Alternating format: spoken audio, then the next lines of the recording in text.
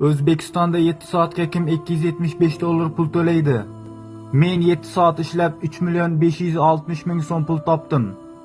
1 kvadrat plitka terishim narxi 225 ming so'm. Obeddan keyin 14:30 da ishni boshlab, tungi 9:30 da ishni tugatdim.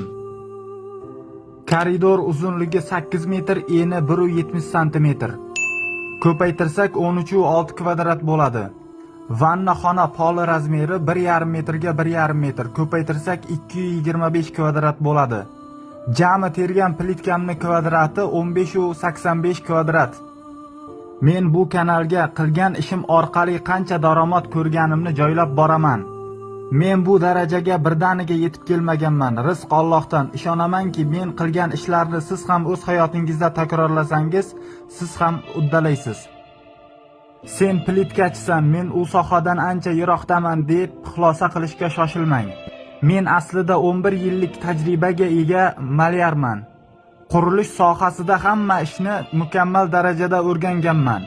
Kanalimga boshqa qilgan ishlarim haqida navbatma-navbat videolar joylayman.